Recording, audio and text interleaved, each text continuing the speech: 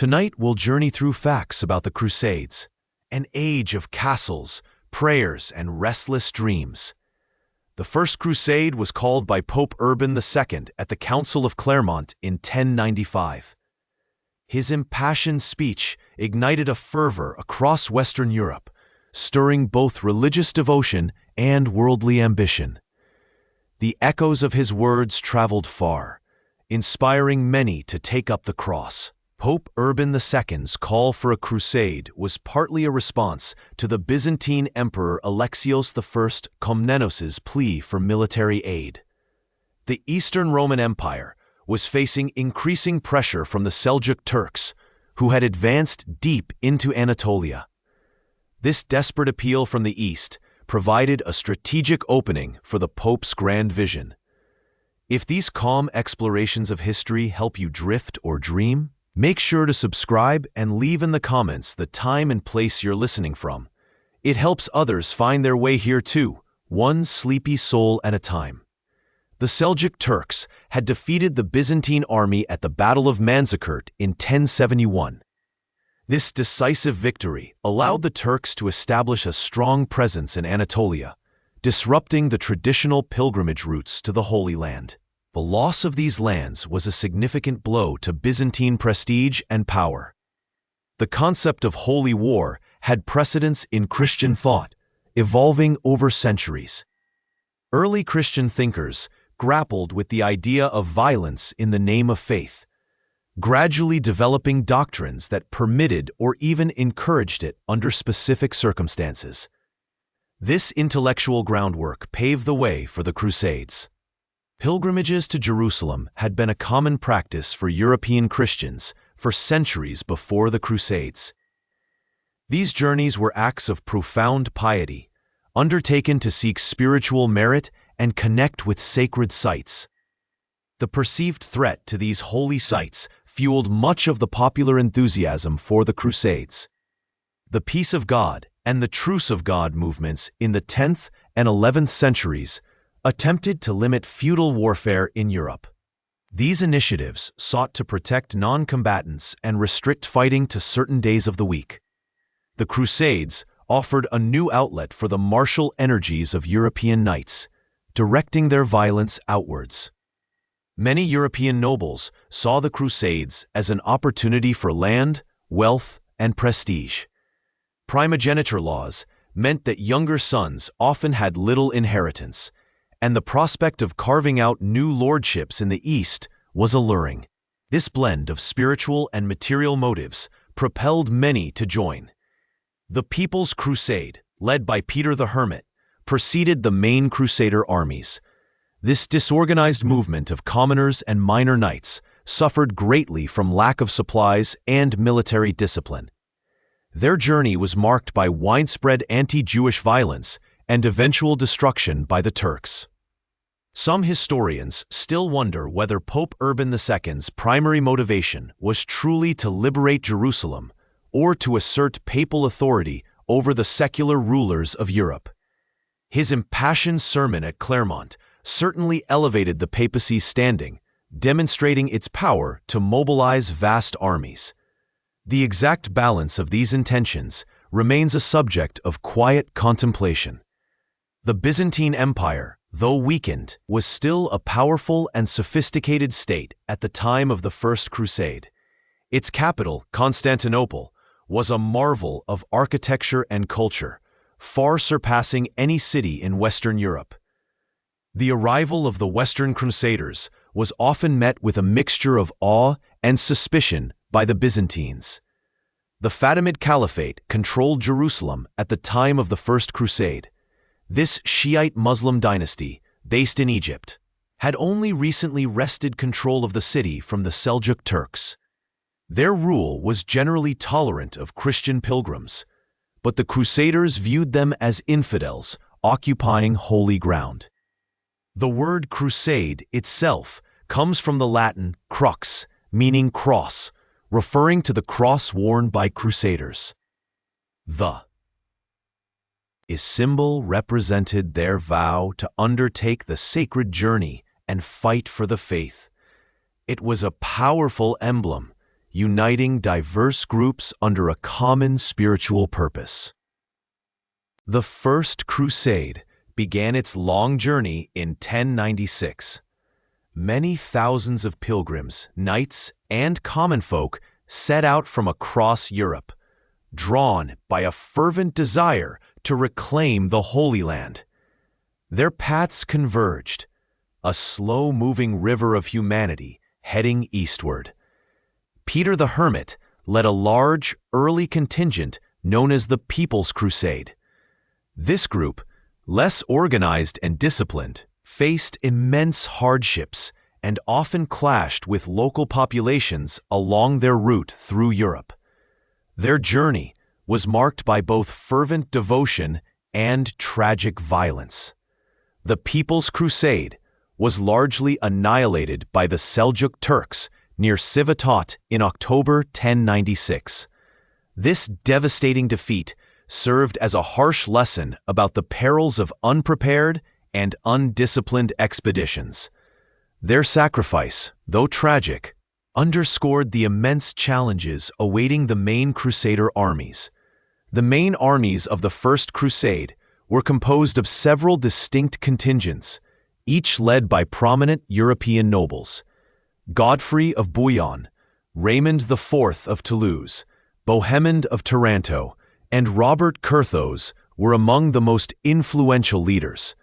Their combined forces represented a formidable, though often fractious, military power. The Crusaders faced immense logistical challenges as they traversed Anatolia. Supplies were scarce, water was often difficult to find, and the harsh terrain took a heavy toll on both soldiers and horses. The journey itself became a test of endurance and faith. The Siege of Nicaea in 1097 was one of the first major military engagements of the First Crusade. The city, a Seljuk capital, fell to the Crusaders after a prolonged siege, aided by a surprise naval blockade by the Byzantines. This early victory boosted morale and demonstrated the Crusaders' resolve. The Battle of Dorylaeum in July 1097 saw the Crusaders confront a large Seljuk army in open battle. The Crusader forces, initially caught off guard, managed to regroup and secure a decisive victory. This battle proved the effectiveness of the Crusader heavy cavalry against the more mobile Turkish archers. Antioch, a strategically vital city, was besieged by the Crusaders from October 1097 to June 1098. The siege was long and arduous, marked by famine, disease, and fierce resistance from the city's defenders. Hope dwindled many times during this difficult period. During the siege of Antioch, a relic believed to be the Holy Lance was discovered by a crusader named Peter Bartholomew. This discovery, though debated by some, greatly revitalized the morale of the besieged Crusader army. It became a powerful symbol of divine favor. The Crusaders finally captured Antioch in June 1098 through a daring night assault. Bohemond of Taranto played a key role in orchestrating the city's fall, exploiting a weakness in the city's defenses. The long siege had finally yielded its prize. Shortly after the fall of Antioch, a large Muslim relief army arrived to besiege the Crusaders within the city walls. The Crusaders, now the besieged, faced a desperate situation, exhausted and low on supplies. Their faith was tested once more. The Crusaders launched a bold sally from Antioch on June 28, 1098, surprising and defeating the Muslim relief army. This unexpected victory solidified their control over Antioch and cleared the path southward towards Jerusalem. It was a moment of profound triumph against overwhelming odds. The march to Jerusalem began in earnest in early 1099, with many Crusaders eager to complete their pilgrimage. The path was still fraught with danger, but the capture of Antioch had instilled a renewed sense of purpose. Their ultimate goal seemed within reach. The siege of Jerusalem commenced on June 7, 1099. The city was heavily fortified, and its defenders were determined to resist. The Crusaders, though fewer in number than at the outset, were driven by an almost unbearable fervor. Crusaders constructed massive siege towers to assault Jerusalem's walls. These wooden structures, built under immense size, pressure, and often under enemy fire, were crucial for breaching the city's formidable defenses. Their construction was a testament to Crusader ingenuity and desperation. On July 15, 1099, Jerusalem fell to the Crusaders after a final brutal assault. The capture of the Holy City marked the culmination of the First Crusade's military objectives. It was a moment of both religious ecstasy and terrible violence. The aftermath of Jerusalem's fall saw a widespread massacre of the city's inhabitants. This tragic event remains a dark stain on the history of the First Crusade, reflecting the brutal realities of medieval warfare and religious fervor. The scale of the bloodshed was immense. Godfrey of Bouillon was elected as the first ruler of the newly established Latin Kingdom of Jerusalem. He refused the title of king, choosing instead to be called Advocatus Sancti Sepulchri, or Defender of the Holy Sepulchre. His piety guided his initial rule. The Latin Kingdom of Jerusalem was established as a feudal state in the Levant. Its structure mirrored that of Western European kingdoms, with a king, nobles, and a system of land tenure. It was a transplant of European society into a foreign land. Other Crusader states were also established in the wake of the First Crusade. These included the County of Edessa, the Principality of Antioch, and the County of Tripoli. Each state had its own unique challenges and political dynamics. The County of Edessa was the first Crusader state to be established, founded by Baldwin of Bouillon in 1098. It was located further east than the other states, making it particularly vulnerable to Turkish attacks. Its existence was often precarious. The Principality of Antioch, ruled by Bohemond of Taranto, was strategically important due to its strong fortifications and port access. Its location made it a key player in regional politics and trade. It became a powerful Crusader entity. The County of Tripoli was founded later, in 1102, by Raymond IV of Toulouse. Its coastal location provided access to maritime trade routes and made it an important naval power. It helped to secure the Crusader presence along the coast. The Crusader states faced constant threats from surrounding Muslim powers. Their survival depended on a delicate balance of military strength, diplomatic alliances, and the arrival of new Crusaders from Europe. They were isolated islands in a hostile sea. Some historians still wonder whether the First Crusade's success was more due to Muslim disunity than Crusader strength. The fragmented political landscape of the Seljuk Sultanate and Fatimid Caliphate certainly prevented a unified response. This internal division may have been as crucial as any Crusader military prowess. The establishment of the Latin East introduced new cultural exchanges between Europeans and the indigenous populations. While often marked by conflict, there was also a degree of interaction in architecture, cuisine, and language. A unique blend of cultures began to emerge. One obscure detail from the First Crusade is the presence of a goose that accompanied Peter the Hermit's contingent. This goose was believed by some to be divinely inspired, leading the way for the pilgrims. It became a strange, feathered symbol of their journey. The Crusader states developed unique legal systems, often blending European feudal law with local customs. The Assizes of Jerusalem, for example, codified many of the laws and customs of the Latin Kingdom. They were a fascinating legal hybrid. The military orders, such as the Knights Templar and the Knights Hospitaller, emerged later to defend the Crusader states. These monastic military organizations became vital to the long-term survival of the Latin East. They were fierce and dedicated protectors. The First Crusade profoundly impacted both the Christian and Muslim worlds. It initiated centuries of conflict, but also spurred intellectual exchange and trade between East and West. Its echoes resonated for generations. The Kingdom of Jerusalem was established after the First Crusade in 1099.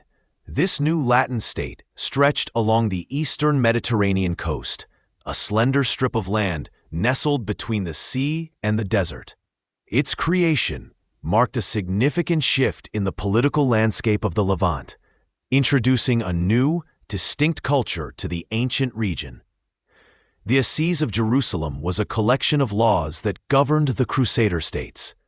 These complex legal codes, compiled in the 13th century, reflected a blend of feudal European traditions and the unique circumstances of life in the Holy Land. They provided a framework for justice, land tenure, and the rights of both Latin Christians and their non-Christian subjects. Crusader castles were a defining feature of the landscape in the Latin East. These formidable stone fortresses, like Crac de Chevaliers, were built to defend the newly conquered territories and secure trade routes. Their massive walls and strategic locations stood as enduring symbols of Crusader power and presence. The Knights Templar were a prominent military order founded around 1119. Originally established to protect pilgrims traveling to the Holy Land, they evolved into a powerful and wealthy organization with extensive landholdings across Europe and the Levant. Their distinctive white mantles with a red cross became a widely recognized symbol of their unwavering commitment. The Knights Hospitaller, another major military order, focused initially on providing care for sick and poor pilgrims. Over time, they also became a formidable military force, defending Crusader territories and maintaining a network of hospitals. Their dedication to both charity and combat made them a unique and essential part of the Crusader states. The Teutonic Knights, a German military order, were founded in Acre in the late 12th century. Though less prominent in the Levant than the Templars or Hospitallers, they played a significant role in the later Crusades and eventually relocated their focus to the Baltic region. Their presence added another layer to the diverse military and religious landscape of the Crusader states. Latin Christians, though the ruling class, were a minority in the Crusader states. The population was predominantly made up of local Christians, Muslims, and Jews, who continued to practice their faiths and maintain their cultural traditions. This demographic reality led to a complex social mosaic where different communities coexisted, sometimes peacefully, sometimes with tension. Trade flourished in the Crusader states, connecting East and West. European merchants established outposts in coastal cities like Acre and Tyre, exchanging goods such as spices, textiles, and precious metals. This vibrant commerce brought wealth and new ideas into the region, fostering a unique blend of cultures and economies. The Church of the Holy Sepulchre in Jerusalem remained a central pilgrimage site for Christians from across Europe. Despite the political changes, the sacred space continued to draw devout visitors, eager to walk in the footsteps of Christ. Its continued importance underscored the religious motivation that underpinned the entire Crusader enterprise. Some historians still wonder whether the Crusader states could have ever truly achieved long-term stability. The inherent tension between a minority ruling class and a diverse local population, coupled with constant external threats, presented immense challenges. This ongoing debate highlights the complex and often precarious nature of their existence. Crusader architecture often blended Western European styles with local Byzantine and Islamic influences. This fusion is evident in the design of churches, castles, and public buildings, which incorporated elements like domes, arches, and intricate stone carvings. These structures stand as tangible reminders of the cultural exchange that occurred within the Latin East. The rural economy of the Crusader states relied on agriculture, particularly the cultivation of olives, grapes, and grains. Local peasants, many of whom were indigenous Christians or Muslims, continued to work the land under the new feudal system. Their labor formed the backbone of the Crusader economy, sustaining the urban centers and military garrisons.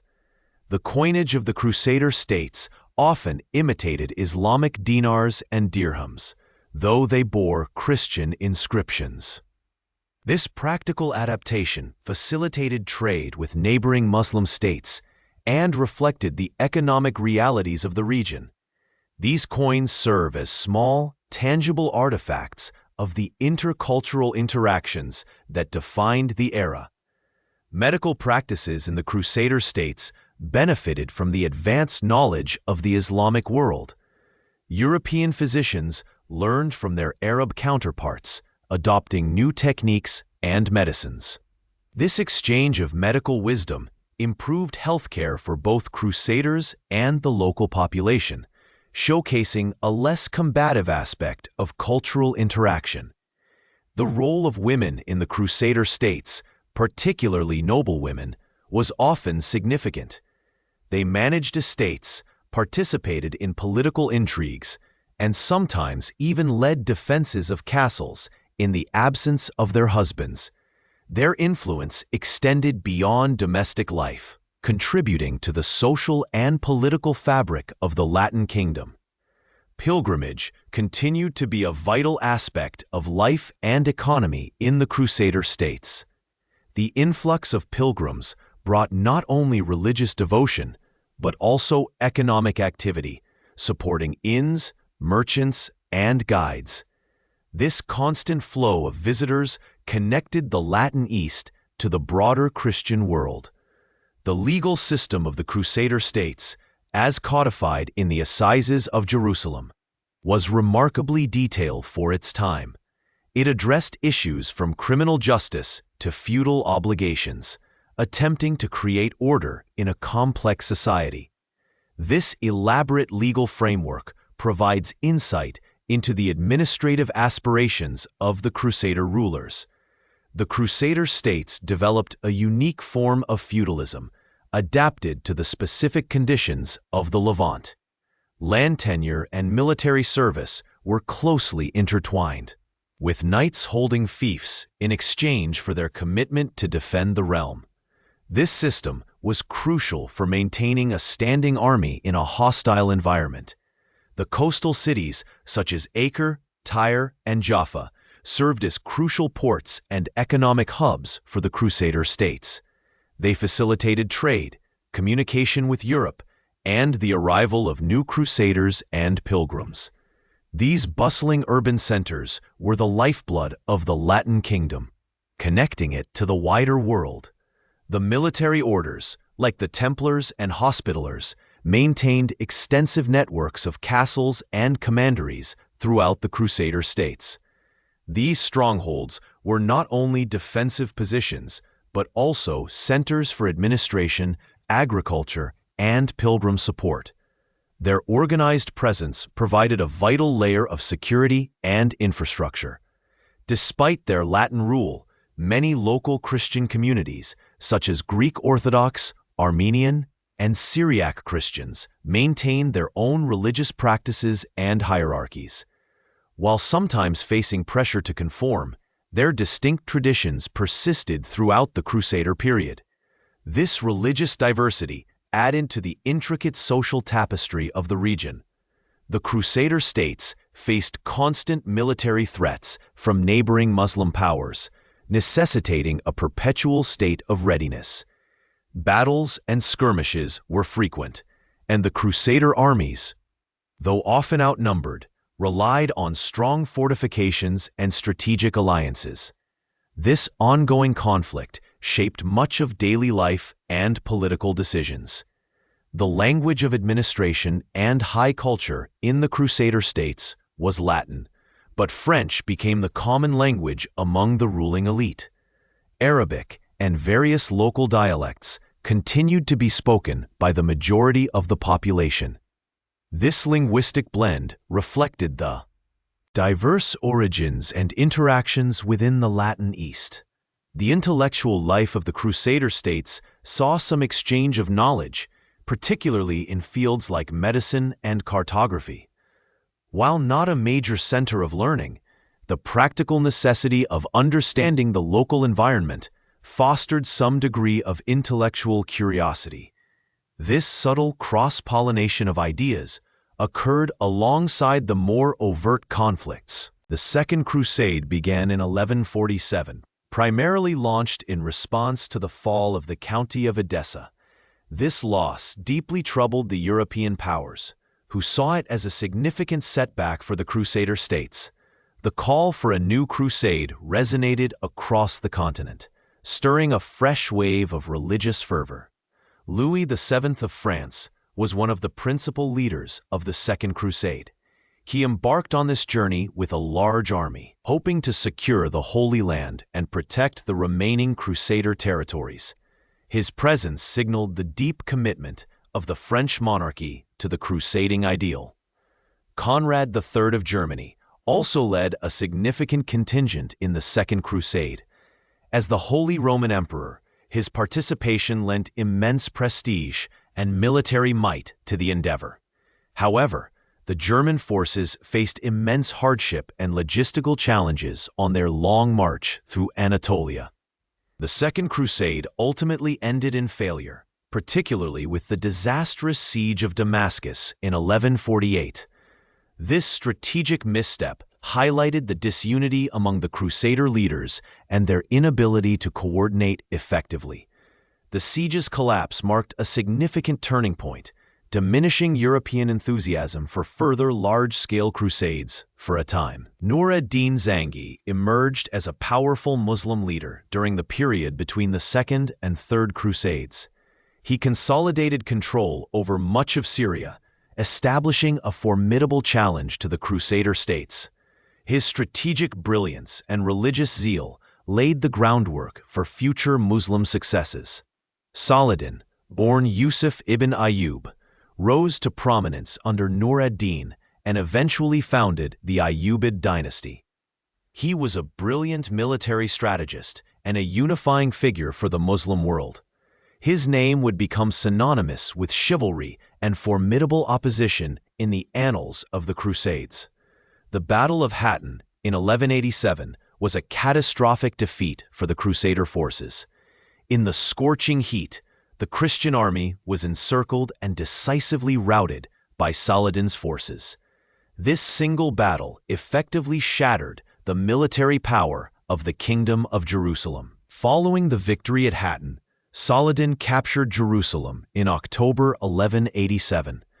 Unlike the First Crusade's brutal conquest, Saladin offered terms of surrender, allowing many Christians to leave peacefully. His capture of the Holy City sent shockwaves throughout Europe, prompting the call for the Third Crusade. The fall of Jerusalem spurred Pope Gregory VIII to issue the papal bull Audita Tremendi, calling for the Third Crusade. The news ignited a fervent desire for vengeance and reconquest across Western Europe. This urgent appeal mobilized some of the most powerful monarchs of the age. Frederick I Barbarossa, the Holy Roman Emperor, was a key leader of the Third Crusade. He led a massive German army overland, but tragically, he drowned in the Solitz River in Anatolia in 1190. His death dealt a severe blow to the Crusades' morale and military strength. Richard I of England, known as Richard the Lionheart, was another prominent leader of the Third Crusade. He was celebrated for his military prowess and courage, becoming a legendary figure in both Christian and Muslim accounts. His journey to the Holy Land was fraught with political intrigue and naval challenges. Philip II Augustus of France also participated in the Third Crusade. He initially cooperated with Richard, but their alliance was often strained by political rivalry and personal animosity. Philip eventually returned to France, leaving Richard to continue the fight in the Holy Land. The Siege of Acre, lasting from 1189 to 1191, was a protracted and brutal struggle during the Third Crusade. It involved a massive concentration of Crusader forces and Saladin's army, with both sides suffering heavy casualties. The city's eventual fall was a significant victory for the Crusaders. After Acre, Richard the Lionheart ordered the execution of thousands of Muslim prisoners, a controversial act even at the time. This decision stained his reputation for chivalry in the eyes of many and fueled lasting resentment. It remains a stark reminder of the brutal realities of medieval warfare. The Battle of Arsuf in 1191 saw Richard the Lionheart lead the Crusader army to a decisive victory over Saladin's forces. This battle showcased Richard's tactical skill and the discipline of his troops. The victory significantly boosted Crusader morale and secured their control of the coast. Some historians still wonder whether Richard the Lionheart's decision not to directly attack Jerusalem after Arsuf was a strategic masterstroke or a missed opportunity.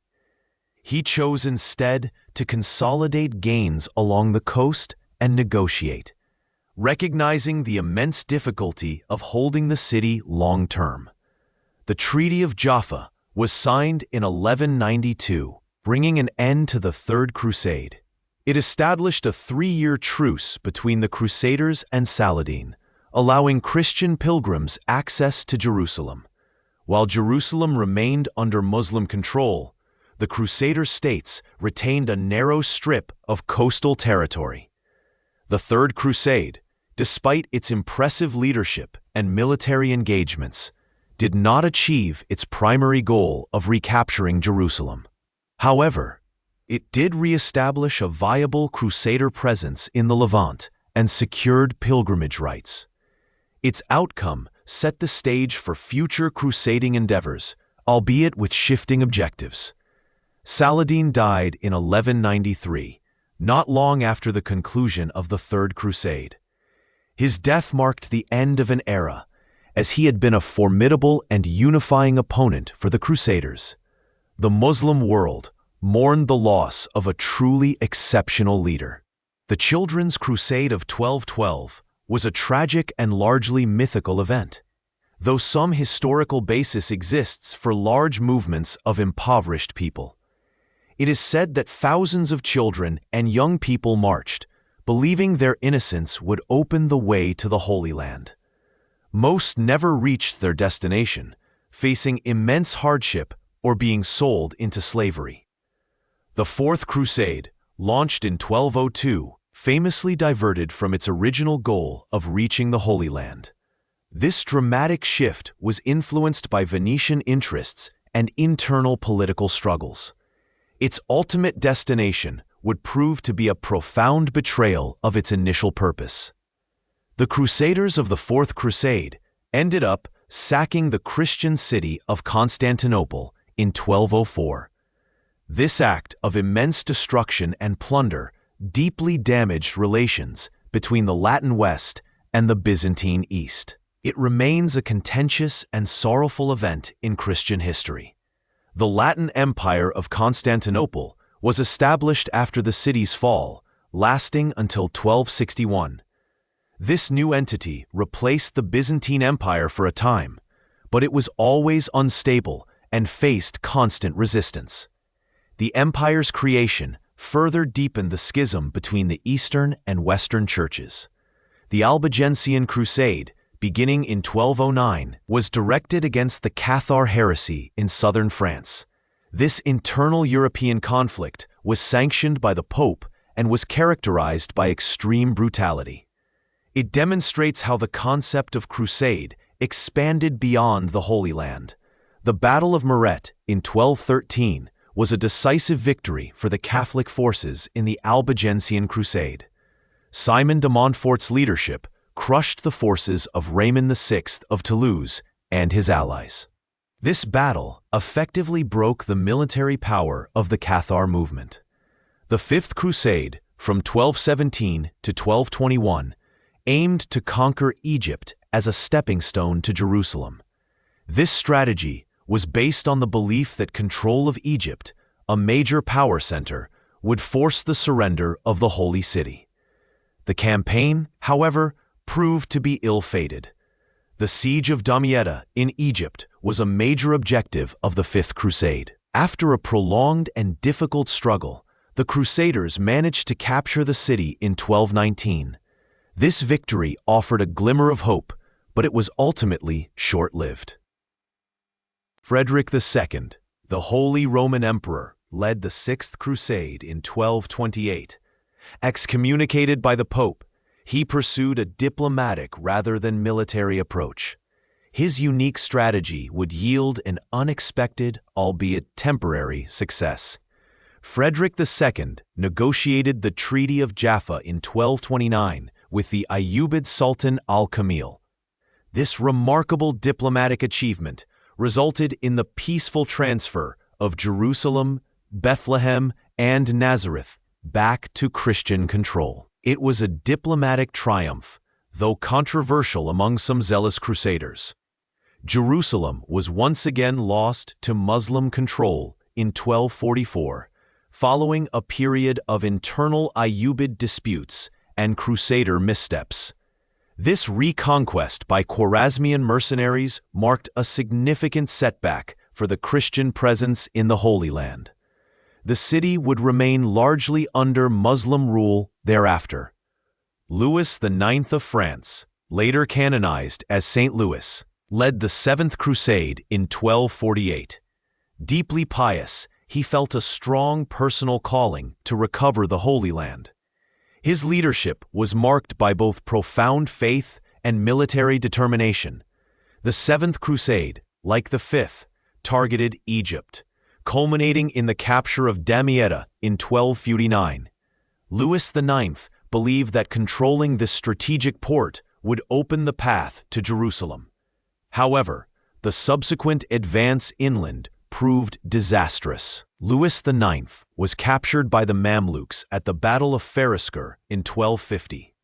This humiliating defeat led to the collapse of the Seventh Crusade and his eventual ransom. His capture was a profound blow to European prestige and crusading morale. The Eighth Crusade, also led by Louis IX, began in 1270. This time, the target was Tunis, possibly with the aim of converting its ruler or using it as a base for an attack on Egypt. The strategic rationale for this campaign is still debated by historians. Louis IX died of dysentery in Tunis during the Eighth Crusade in 1270. His death effectively brought an end to the crusade and marked the passing of one of the most devout crusading monarchs. His legacy, however, continued to inspire. The fall of Acre in 1291 marked the final collapse of the major crusader states in the Levant. This devastating loss signaled the end of the crusader presence in the Holy Land. The dream of a lasting Christian kingdom in the East was finally extinguished.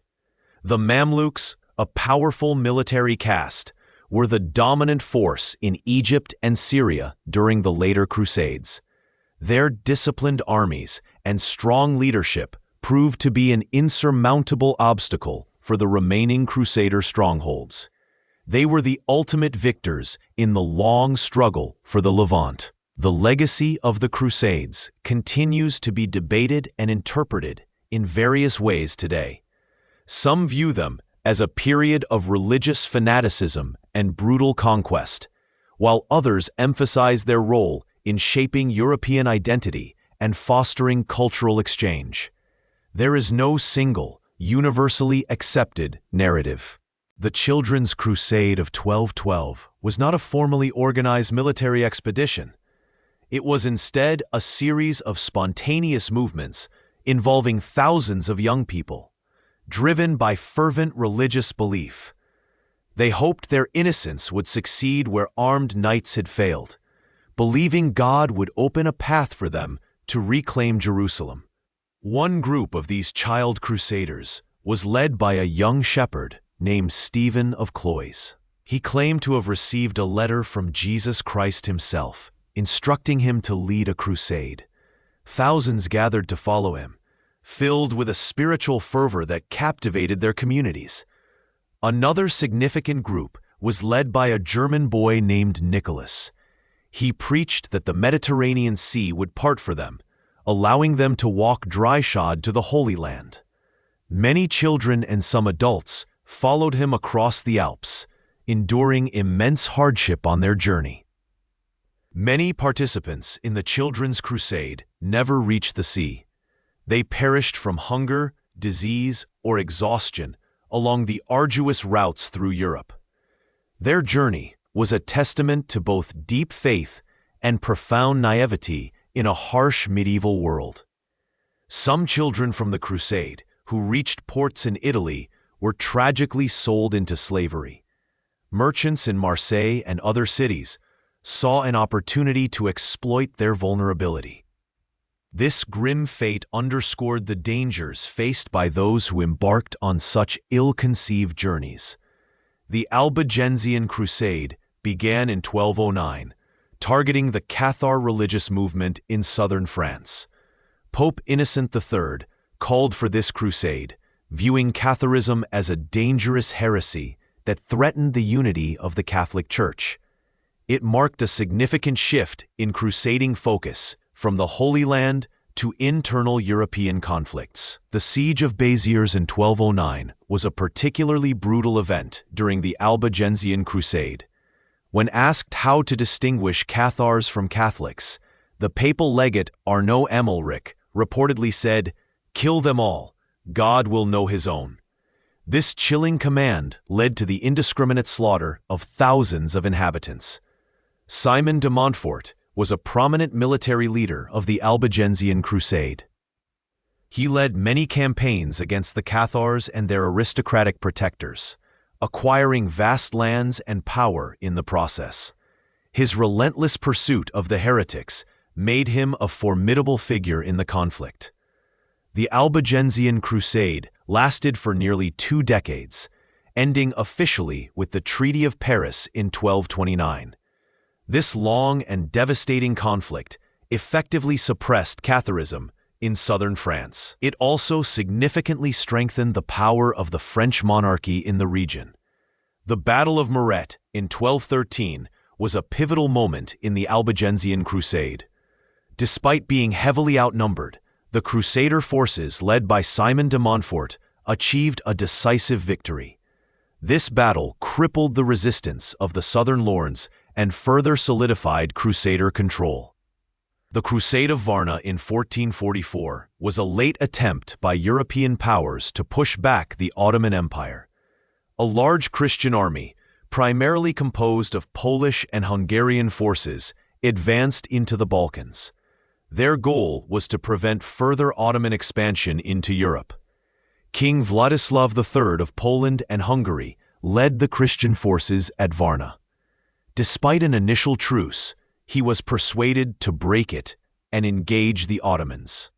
This decision proved to be a fatal one for the young king and his army. The Battle of Varna resulted in a catastrophic defeat for the Crusader army. Sultan Murad II Ottoman forces completely routed the Christians. King Vladislav III himself was killed in the battle, marking a tragic end to the campaign. Some historians still wonder whether a different strategy at Varna could have altered the course of Ottoman expansion. The sheer numerical superiority of the Ottoman forces made a direct confrontation incredibly risky. Perhaps a more defensive approach might have yielded a different outcome. The Battle of Nicopolis in 1396 was another major crusading defeat against the Ottomans. A large international force of knights from France, Hungary, and other European states confronted the Ottoman army. They sought to relieve pressure on Constantinople and halt Ottoman advances. Sultan Bayezid I known as the Thunderbolt, commanded the Ottoman forces at Nicopolis.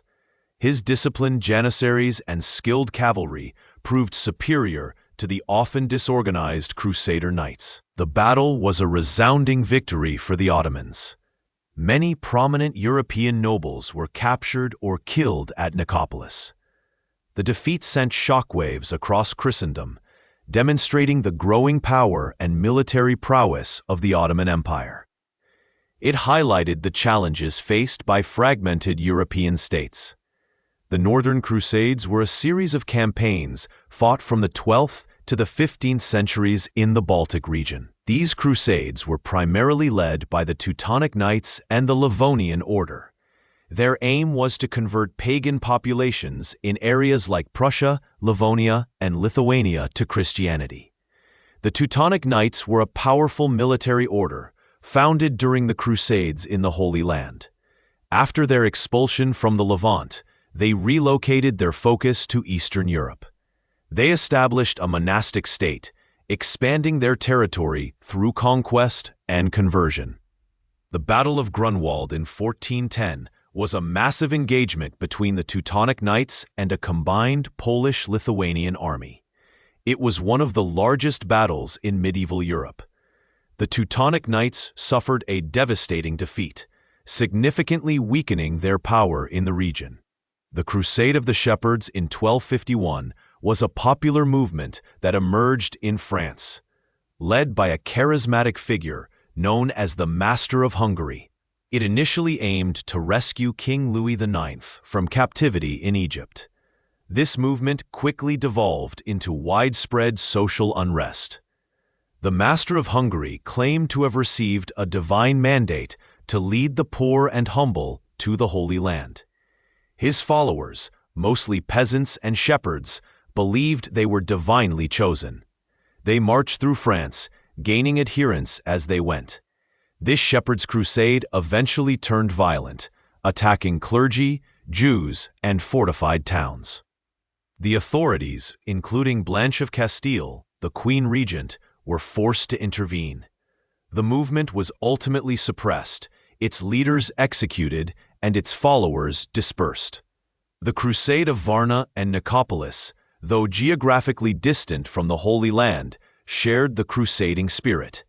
They represented a continued effort to defend Christian Europe against perceived external threats. These campaigns highlight the evolving nature of crusading ideals beyond their original scope.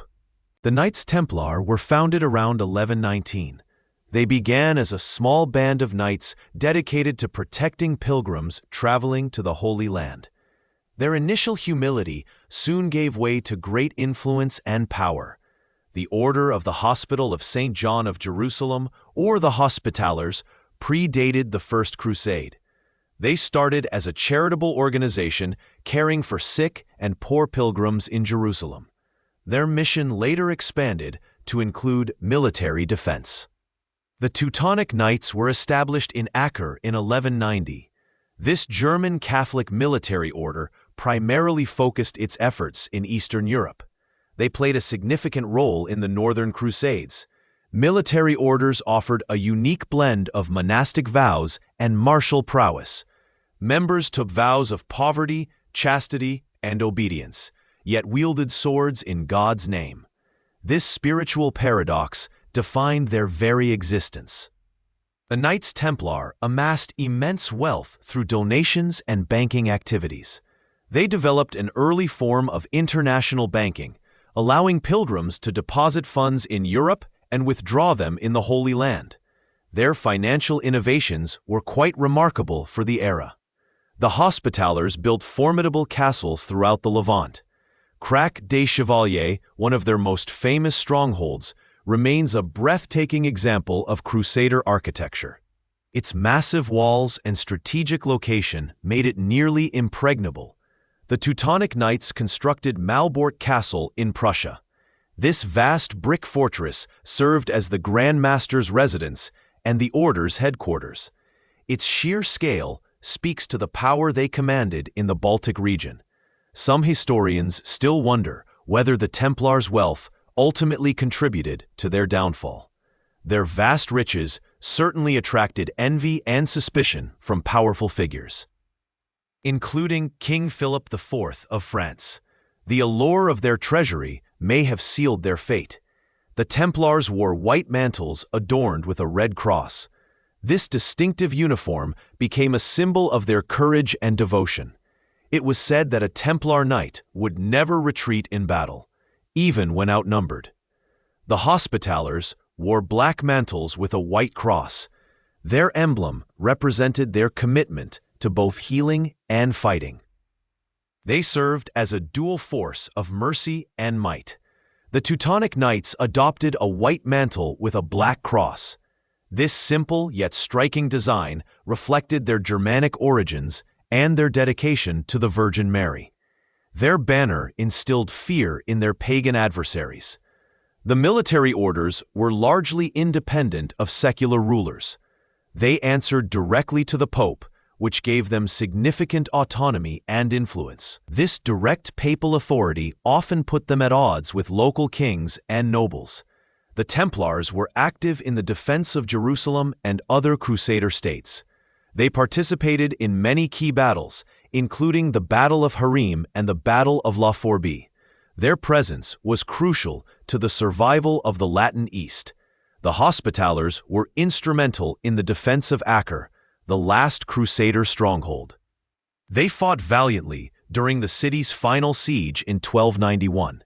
Their resistance was fierce, but ultimately overwhelmed. After the fall of Acre, the Hospitallers relocated to Cyprus, then Rhodes, and finally Malta. They continued their naval operations against Ottoman forces for centuries.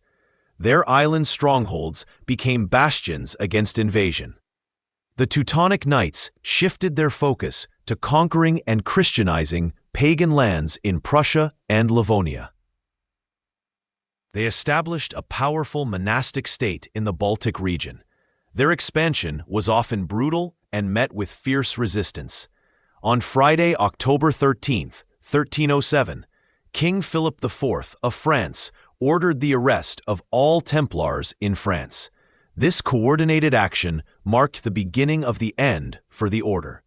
Accusations of heresy and blasphemy were leveled against them. Jacques de Molay, the last Grand Master of the Templars, was burned to the stake in 1314. He famously cursed King Philip IV and Pope Clement V from the flames. His defiant death became a legend. The Templar Order was officially dissolved by Pope Clement V in 1312. Their vast properties were largely transferred to the Hospitallers. This dissolution remains a controversial event in medieval history. The Hospitallers continued to thrive for centuries after the Templars' demise. They adapted to changing political landscapes and naval warfare. Their legacy as the Knights of Malta endures to this day. A fascinating detail about the Templars is their supposed involvement in the construction of Gothic cathedrals. Some theories suggest their architectural knowledge and wealth contributed to these magnificent structures. The precision of their building techniques was exceptional. The Teutonic Knights faced a major defeat at the Battle of Grunwald in 1410. This battle significantly weakened their power in Eastern Europe. It marked a turning point in their territorial expansion. The legacy of the military orders is complex and enduring. They were warrior monks, healers, bankers, and colonizers. Their impact on medieval Europe and the Middle East was profound and multifaceted. Crusader knights often wore chainmail armor, meticulously crafted from interlocking metal rings. This flexible yet resilient defense offered significant protection against slashes and thrusts from swords and spears. Beneath the mail, padded gambesons absorbed the shock of blows, cushioning the wearer from the brutal impact of medieval combat. The longsword was a common weapon for knights and foot soldiers alike during the Crusades. designed for both cutting and thrusting. Its balanced weight allowed for versatile combat in close quarters. These blades, often forged with great skill, were symbols of martial prowess and instruments of war. Spears and lances were primary weapons, particularly effective in the initial charge of cavalry. The sheer length of a lance allowed a mounted knight to strike an enemy before they could close the distance. For infantry, spears provided a defensive wall, deterring cavalry charges and engaging in formation fighting. The composite bow, used extensively by Seljuk and Ayyubid forces, was a formidable projectile weapon. Made from layers of wood, horn, and sinew, these bows could deliver arrows with impressive force and range. Their rapid rate of fire often proved challenging for Crusader armies, who relied more on crossbows. Crossbows, though slower to reload than composite bows, offered greater penetrating power and required less training to operate. Their bolts could pierce through chainmail at closer ranges, making them valuable siege weapons and effective against armored opponents. The mechanical advantage of the crossbow made it a deadly tool on the battlefield. Siege towers were massive wooden structures used to assault fortified walls. These movable towers, often as tall as the walls themselves, allowed attackers to reach the battlements and engage defenders directly. Their construction was a significant undertaking, requiring immense resources and labor. Trebuchets were powerful siege engines, capable of launching large projectiles over long distances. These counterweight-powered machines could hurl stones, diseased carcasses, or even Greek fire into besieged cities.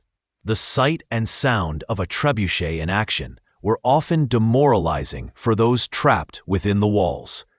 Battering rams were used to break down fortified gates or create breaches in walls. Often protected by a movable shelter, these heavy logs, sometimes tipped with iron, were swung repeatedly against their target. The relentless pounding of a battering ram was a testament to the sheer force required to overcome medieval defenses. Naval warfare played a crucial role in the Crusades, particularly in transporting troops and supplies across the Mediterranean Sea. Fleets of galleys and cogs were essential for maintaining supply lines between Europe and the Levant. Control of the sea lanes was vital for the success of crusading expeditions. The logistics of feeding and supplying a Crusader army were incredibly complex and often disastrous. Armies relied on foraging, plundering, and prearranged supply depots, which were frequently insufficient. Disease and starvation often claimed more lives than battle itself, highlighting the fragility of medieval supply chains. Crusaders often faced the challenge of adapting their European fighting styles to the arid climate and different terrain of the Holy Land. Heavy armor, effective in temperate Europe, could become a debilitating burden under the scorching sun. This adaptation required strategic flexibility and a willingness to learn from their adversaries. Some historians still wonder whether the logistical challenges faced by Crusader armies were inherently insurmountable given the technology of the era. The vast distances, hostile environments, and lack of consistent infrastructure posed formidable obstacles to sustained military campaigns. This ongoing debate reflects the immense difficulty of projecting power across such distances in the medieval period. The use of Greek fire, a mysterious incendiary weapon, was a terrifying aspect of naval combat for Crusaders. This substance, which could burn on water, was deployed by Byzantine and later Muslim forces. Its exact composition remains a subject of historical speculation, adding to its legendary and fearsome reputation. Early Crusader armies often lacked a centralized command structure, leading to disunity and tactical errors. Different contingents, led by various noblemen, frequently pursued their own objectives or failed to coordinate effectively. This decentralized leadership was a significant weakness in many early campaigns. The concept of a chevauqué, a devastating mounted raid through enemy territory, was a common tactic to weaken an opponent's resources and morale. These raids aimed to destroy crops, burn villages, and seize livestock, denying the enemy sustenance and support. It was a brutal form of economic warfare designed to cripple the opposition. Fortifications like Crac de Chevaliers exemplify the sophisticated castle architecture developed during the Crusades. These massive stone structures, with multiple layers of walls and defensive features, were designed to withstand prolonged sieges. Their construction required immense engineering skill and resources, becoming symbols of Crusader power. The constant threat of ambush was a pervasive reality for Crusader armies marching through unfamiliar territory. Scout parties were essential for detecting enemy movements and avoiding surprise attacks. The rugged landscape of the Levant offered many opportunities for concealed forces to strike. Water supply was a critical concern for both besiegers and besieged forces in the arid Holy Land. Control of wells and springs often determined the outcome of a siege or a military campaign. Armies sometimes carried water in animal skins, a laborious but necessary task for survival. The construction of siege works, such as trenches and circumvallation lines, was a massive undertaking that required thousands of laborers. These earthworks were designed to isolate a besieged city, prevent relief efforts, and protect the attacking army. The sheer scale of these projects highlights the intensity of medieval siege warfare. The use of flags and banners was crucial for identification and communication on the chaotic medieval battlefield. Different lords and contingents displayed their unique standards, allowing for some semblance of order amidst the swirling melee. These colorful emblems were rallying points and symbols of identity. Medical care on campaign was rudimentary, with wounds often leading to infection and death. Surgeons used basic tools to remove arrows and set bones, but understanding of hygiene was minimal. The harsh realities of battlefield injuries meant that many soldiers succumbed to their wounds long after the fighting had ceased. The cost of equipping a knight with armor, weapons, and a warhorse was exorbitant, limiting participation in the Crusades to the wealthy elite. This economic barrier meant that only a small percentage of the population could afford to join these expeditions. The vast expense underscored the commitment required for such a venture. Sometimes, psychological warfare was employed, such as catapulting the heads of executed prisoners over city walls to demoralize defenders. This brutal tactic aimed to instill fear and break the will of the besieged.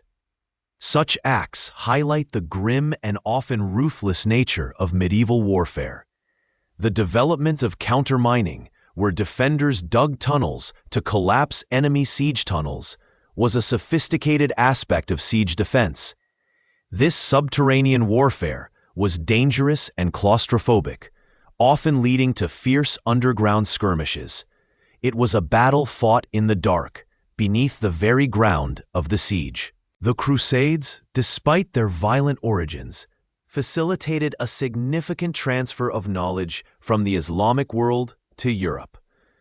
This exchange enriched European understanding in various fields, laying groundwork for future intellectual growth.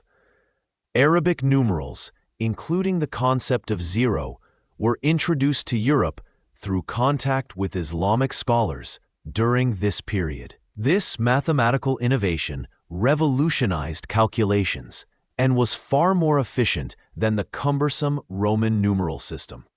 Paper manufacturing techniques, originating in China and refined in the Islamic world, also made their way to Europe during the Crusades.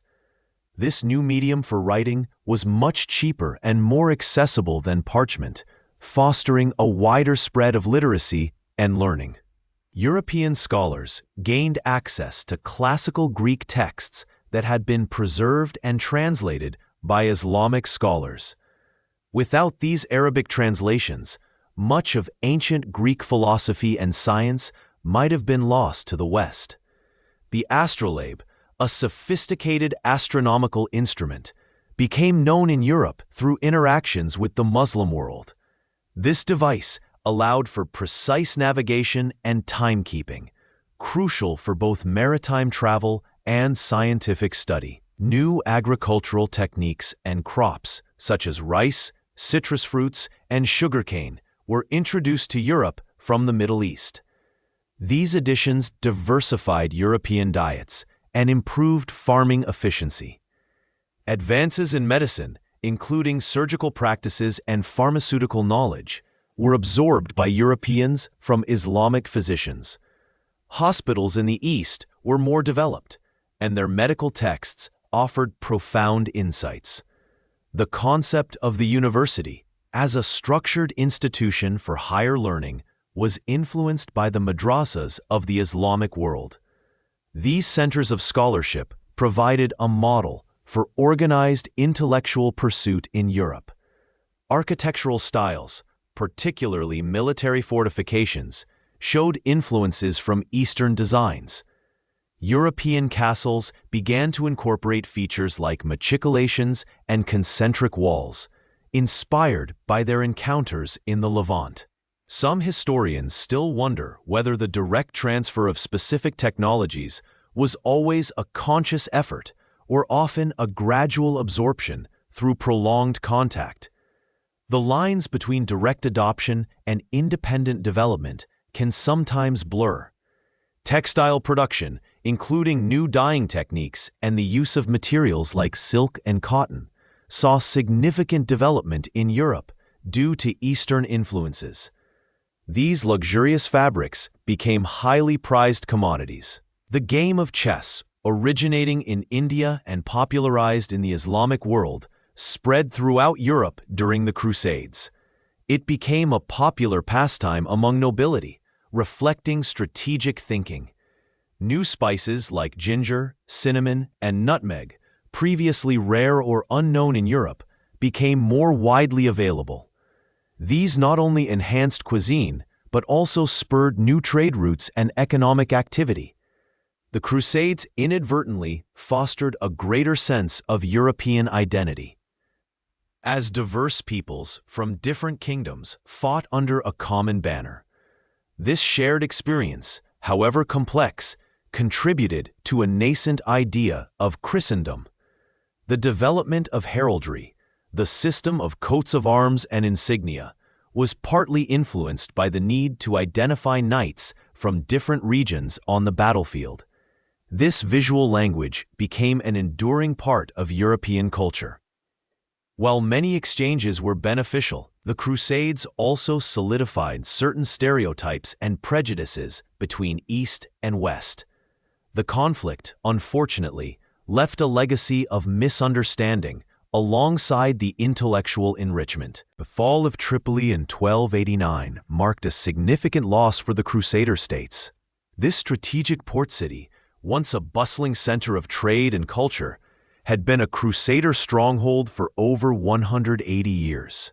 Its capture by the Mamluk Sultan Qalawun further tightened the siege on the remaining Christian territories. The Mamluks used powerful siege engines and overwhelming numbers against Tripoli's defenses. The city's fall was a brutal affair, with many inhabitants either killed or enslaved.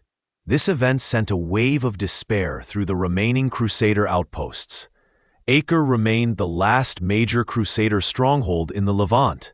It stood as a beacon of Christian presence, its walls a testament to decades of struggle and defense. Yet, its isolation grew with each passing year, surrounded by a sea of Mamluk power. Sultan Qalawun died in 1290, but his son, Al-Ashraf Khalil, was determined to complete his father's work. He inherited a powerful and disciplined army, ready to deliver the final blow to the Crusader states. Khalil saw the conquest of Acre as a divine mission. The Mamluk siege of Acre began on April 5, 1291.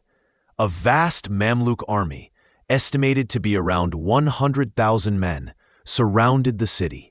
The defenders, a mix of various Crusader orders and European knights, were vastly outnumbered. The Mamluks employed massive trebuchets, capable of hurling huge stones and even Greek fire into the city.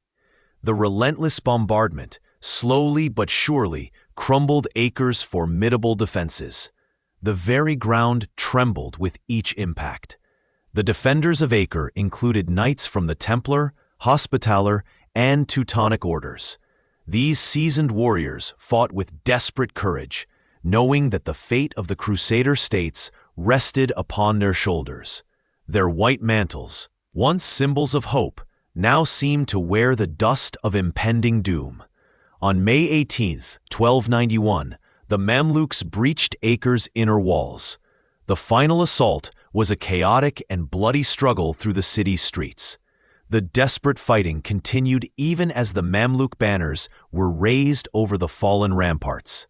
Many of the remaining defenders retreated to the Templar fortress, a formidable structure on the city's western edge. They hoped to hold out or secure an evacuation by sea. The fortress became a final, desperate bastion against the surging Mamluk tide. The Templar fortress eventually fell on May 28, 1291, after a prolonged and heroic stand. The last of the Templar knights fought to the death within its walls. Their sacrifice marked the end of an era. Some historians still wonder whether a more unified command among the Crusader factions could have prolonged Acre's defense. The various military orders and European contingents often acted independently, which may have hindered a cohesive strategy. This lack of unity, some argue, was a fatal flaw. The fall of Acre in 1291 marked the end of the Crusader states in the Levant. This pivotal event concluded nearly 2 centuries of Latin Christian presence in the Holy Land. The dream of a lasting Crusader kingdom was finally extinguished. Following Acre's fall, other remaining Crusader outposts quickly capitulated or were abandoned. Tyre, Sidon, and Beirut were evacuated within weeks. The Crusader presence in the east was reduced to a few island strongholds. The Mamluks systematically destroyed the coastal cities and castles to prevent future Crusader landings. They sought to erase any trace of the Latin presence. The once thriving ports became desolate ruins. The loss of the Holy Land profoundly impacted European thought and politics. It led to a reassessment of the crusading ideal and shifted focus towards other political and religious endeavors. The era of grand crusades to the east had drawn to a close. The Crusades significantly shaped European identity, fostering the sense of shared Christian purpose against a perceived external threat. This collective endeavor, though often fractured, contributed to the nascent idea of Christendom as a distinct cultural and religious sphere. The stories of Crusader heroes and villains became woven into the fabric of European self-perception for centuries. Religious relations between Christians, Muslims, and Jews were profoundly altered by the Crusades. While periods of coexistence existed, the conflicts often deepened animosities and stereotypes, leaving a complex legacy of mistrust and misunderstanding that endured for generations. The violence perpetrated in the name of faith cast a long shadow over interfaith dialogue.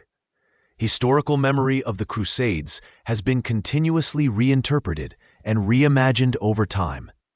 In the medieval period, they were often glorified as righteous holy wars, while later eras viewed them through lenses of colonialism, religious intolerance, or even romantic adventure. Each age found its own meaning in the distant echoes of the past. The Crusades left an indelible mark on literature, inspiring epic poems, chivalric romances, and historical chronicles. Tales of Godfrey of Bouillon, Richard the Lionheart, and Saladin became legendary, shaping narratives of heroism, betrayal, and spiritual struggle across diverse cultures. These stories continue to resonate in contemporary storytelling. Popular culture frequently draws upon Crusader imagery, from films and video games to historical novels and art. This widespread presence often simplifies or romanticizes the complex realities of the era. But it also demonstrates the enduring fascination with this pivotal period of history. The visual and thematic elements remain instantly recognizable. The term crusade itself has evolved to describe any zealous campaign undertaken for a cause, often unrelated to its original religious context. This linguistic legacy highlights how deeply the concept of a dedicated, often moralistic struggle has embedded itself in Western thought. It speaks to a persistent human drive for purpose. Some historians still wonder whether the Crusades truly united Europe or merely exposed its internal divisions more starkly.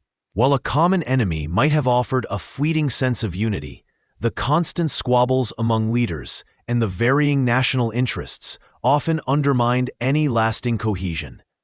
The concept of a unified West remained elusive. The economic impact of the Crusades included the growth of Italian maritime city-states like Venice and Genoa. These cities prospered by providing transportation, supplies, and financial services to the crusading armies, establishing powerful trade networks that stretched across the Mediterranean. Their wealth and influence grew immensely. The architectural legacy of the Crusades can still be seen in the formidable castles built by European forces in the Levant. Structures like Crac de Chevaliers in Syria stand as enduring testaments to medieval military engineering and the strategic importance of fortified strongholds. Their ruins evoke a sense of bygone power. The intellectual exchange, though often overshadowed by conflict, also occurred during the Crusades. European scholars gained access to Arabic texts on medicine, astronomy, and philosophy, which had a significant impact on the intellectual revival of the Renaissance. Knowledge flowed even amidst the clash of arms. The Fourth Crusade's sack of Constantinople in 1204 remains a deeply divisive event in Christian history. This act of violence against a fellow Christian city irrevocably damaged relations between the Latin West and the Greek East, contributing to the lasting schism between the Roman Catholic and Eastern Orthodox churches. The wounds of that day never fully healed. The Crusades contributed to the development of heraldry, as knights needed clear identification on the battlefield. Distinctive coats of arms and banners became essential for recognizing allegiances amidst the chaos of combat, evolving into a complex system of lineage and honor. These symbols continue to be associated with nobility. The Children's Crusade of 1212, though its exact nature is debated, reflects a profound religious fervor and perhaps a naive belief in divine intervention. This tragic episode, involving thousands of young people, underscored the widespread spiritual intensity and the desperate hope for miraculous success. It remains a poignant and mysterious chapter. The concept of holy war was not new, but the Crusades gave it a specific institutionalized form within Western Christianity. This idea, where military action could be a path to salvation, profoundly influenced subsequent conflicts and the justification of violence in the name of faith. It reshaped moral boundaries. The military orders, such as the Knights Templar and the Knights Hospitaller, emerged directly from the Crusades.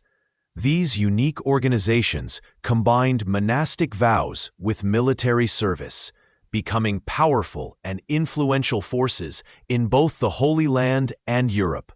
Their legacy continues to fascinate and inspire stories. The fall of Acre in 1291 marked the effective end of the Crusader states in the Levant. This final stronghold's capture by the Mamluks signaled the ultimate failure of the long-term European presence in the Holy Land. The dream of a lasting Christian kingdom in the East faded into memory.